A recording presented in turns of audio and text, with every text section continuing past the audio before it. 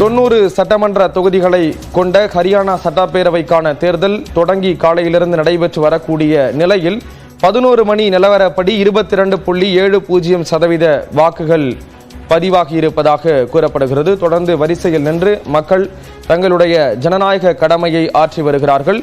90 சட்டப்பேரவை தொகுதிகளை கொண்ட ஹரியானா சட்டப்பேரவைக்கு இன்று ஒரே கட்டமாக வாக்குப்பதிவு நடைபெற்று வருகிறது. காலை 7 மணிக்கு வாக்குப்பதிவு தொடங்கிய நிலையில் 11 மணி வரையிலான நிலவரப்படி 22.70% என்ற அளவில் வாக்கானது பதிவாகி இருக்கிறது. தொடர்ந்து மக்கள் வரிசையில் நின்று தங்களுடைய ஜனநாயக கடமையாற்றி வருகிறார்கள். விவரங்களை வழங்குவதற்காக செய்தியாளர் சுசித்ரா இணைகிறார். சுசித்ரா, விவரங்களை பதிவு செய்யலாம்.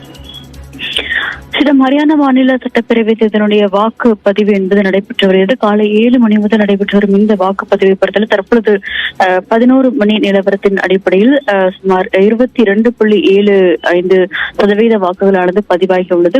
குறிப்பாக அதிகபட்சமாக குருகிராம் கர்னல் பகுதிகளில் அதிக அளவிலான ஒரு வாக்குப்பதிவு என்பது நடைபெற்றுள்ளதாக தேர்தல் ஆணையமானது தெரிவித்துள்ளது. ஊரக பகுதியில் உள்ள மக்கள் வாக்கை தொடர்ந்து செலுத்துவதற்கு வர வேண்டும் என்ற ஒரு வேண்டுகோளும் அந்த பகுதியில் ஒட்டுமொத்தமாக ஹரியானாவினுடைய அனைத்து ஊரக பகுதிகளிலுமே அவர்கள் வேண்டுகோளாக தேர்தல் ஆணையத்தின் சார்பாக முன்வைக்கப்பட்டு வருவது முக்கியமாக பார்க்கப்படுகிறது. பல்வேறு முக்கிய தலைவர்களான மனோகர் லால் கத்தார், காங்கிரசினுடைய வினேஷ் போகத் உள்ளிட்ட பல்வேறு நட்சத்திர வேட்பாளர்களும், பூபேந்திர சிங்கர் கூட, துஷ்யந்த் சௌதாலா உள்ளிட்ட பல்வேறு முக்கிய தலைவர்களும் தற்பொழுது தங்களுடைய வாக்குகளை வாக்குச்சாவடிக்கு சென்று அவர்கள் வாக்களித்து வருவதை நம்மால் காட்சியில் பார்க்க முடிகிறது. ஸ்ரீராம்,